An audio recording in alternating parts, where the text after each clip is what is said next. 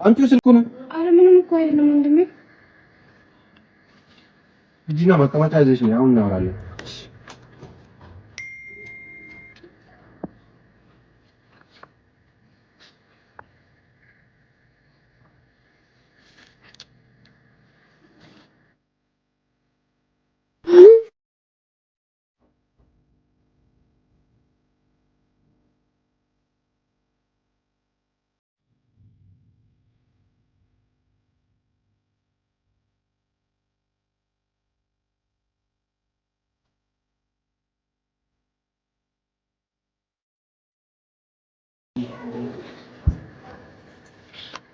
አንቺ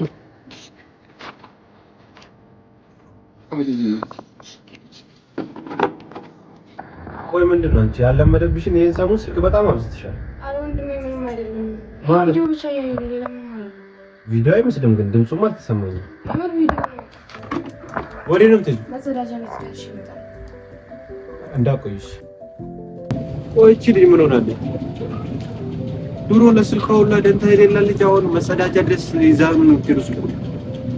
ቆይ ምንድን ነው የደበቀች ነገር አለ? አይ ተንባባይ ቺ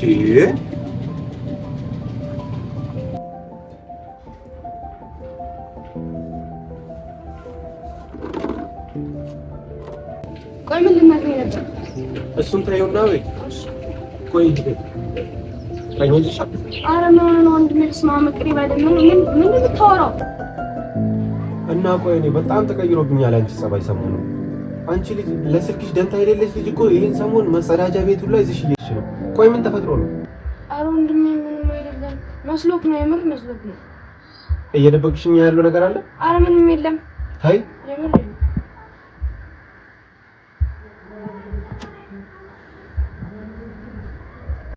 እህቴ አሁን ላይ እኮ ሊፈጠር የሚችል ነገር ነው። አትደብቂኝ ንገሪኝ።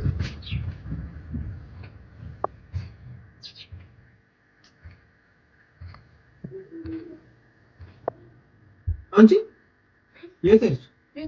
እንደው ፍቅረኛ አለሽ ወይ እያልኩሽ እኮ። ኧረ የለኝም ወንድሜ። እሺ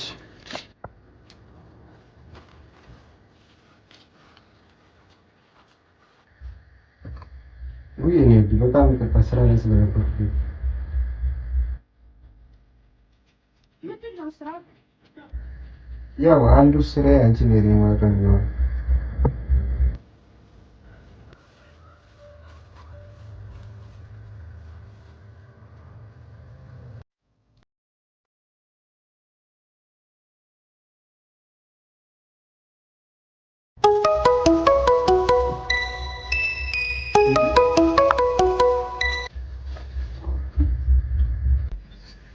ሄሎ ወይ ውዴ።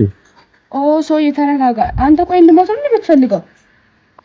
ኧረ ምን በወጣሽ አቁም በቃ። አትደውልልኝም፣ ቴክስት ማታርግልኝ። ወንድሜ ካወቀ ይገድለኛል።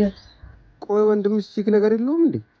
ኧረ በእናትህ እኔ እና እሱ ስለ እንደዚህ ነገር አናወራም። ምን ልናደርግ ነው ታዲያ? ምን ያደርጋል? እናንተ አንዴ እንደሆነ ታስባንተ